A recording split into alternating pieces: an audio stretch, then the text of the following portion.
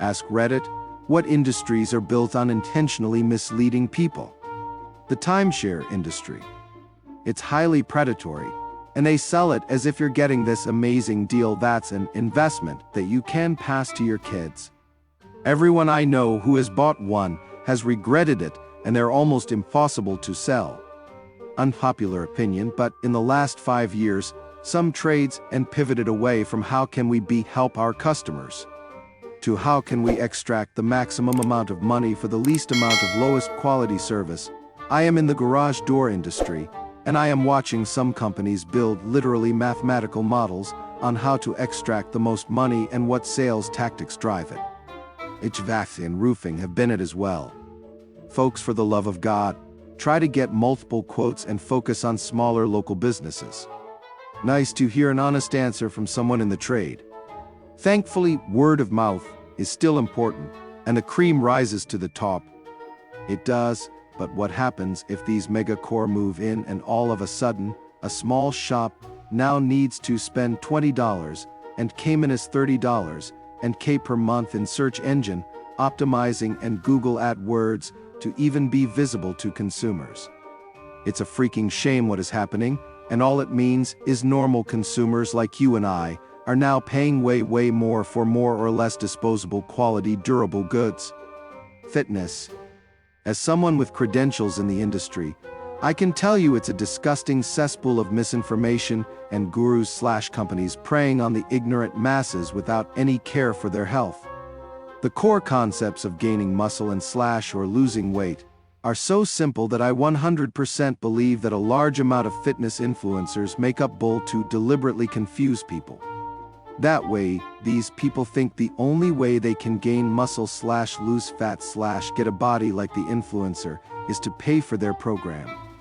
In most cases, the answer to gaining muscle is lift weights consistently, focusing on progressive overload, pushing close to failure in a 5 to 20 rep range. The answer to weight loss is a calorie deficit while eating sufficient protein and lifting weights to maintain muscle mass. Another key ingredient is time. Muscle gain is slow. Most people will take many years to look like fitness influencers. Of course, most will never look like them, even with that. That's because the other key ingredient for many influencers is drugs. Did anyone write US health insurance yet? The misleading part of this is that the US healthcare industry has spent a lot of money convincing people that healthcare is terrible in other countries. Having lived in several other countries and traveled to over 50, this is patently untrue. Most developed countries have excellent healthcare, and in fact, the US has been one of the worst for me personally, not the bull of claim denials or the cost, the actual service and access to service. The part that always gets me the most is that Americans are terrified that socialized medicine has death panels, where a group of people can decide if certain conditions are covered for certain people. The thing is, in America we already have them. They're just hidden from the public eye with very little oversight and controlled by shareholder interests as opposed to the general good of society. Gambling. Most of the health and beauty industry. Makeup is what it is, and gyms do what they say on the tin. It's all the BS stuff in between that sells false promises. Beauty treatments, supplements, weird exercise tools, diet plans, detox plans, weird programs that try to weave astrology etc. into health. There's a lot of stuff that's at best useless and harmless, but quite often useless and harmful. Payday loans. They're predatory, but they're pretty much what it says on the tin. 50 years ago, the kind of people who take out payday loans nowadays were borrowing from the kind of guys who would break your kneecaps if you didn't pay. As such, payday loans are probably an improvement. Sunglasses. No way a titanium wire and some glass cost the same as a new iPhone with its super high-res screen, incredible processors, crazy cameras, GPS, high-speed networking, video and audio playback, and on and on. Almost every retailer, optometrist, and brand of glasses is owned by EssilorLuxottica, one of the most insane monopolies on the planet. On the plus side, There were a few lawsuits brought against them in October. Insurance. You think you're covered until you need to make that claim. Edit. This has blown up. Some have said US defaultism with this comment, I live in the UK. I've used the term insurance as an umbrella term as I think these issues extend multiple countries and different types of insurance, for example, house insurance and medical insurance. Damn, this hits home. Switched homeowners and saved $250 in /year. Raccoons help themselves to our attic and new insurance is like, cool story bro, not covered but we can make note and add it to your risk profile. Nah, forget I mentioned raccoons, did you get my last payment? The beauty industry, this cream will make you look 20 years younger, spoiler, it won't. I'm sorry but this statement is objectively false given proper application and not overdoing it.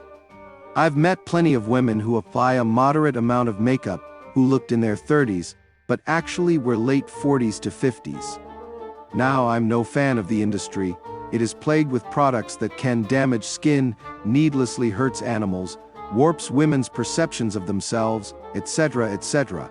The industry is incredibly manipulative and deceptive, but not because it doesn't work. Insurance. Putting denying claims aside, the whole model is based on getting consumers to overinsure or purchase plans that they don't need. And insurance is a hedge, but you see insurance salespeople pushing the likes of lower-income workers to insure themselves to a point where it makes more financial sense for the policyholder to die/be disabled. It's insurance, it's not meant to be a financial windfall in the event of death/disability. What the heck is a low-income worker doing with a term insurance coverage of over $1 million? Over $1 million seems wild. I have a term insurance plan that's $100 in K. As the sole breadwinner, I want to make sure my wife and kids have at least a couple years to figure stuff out. I make around $55 in K/year in the event I die.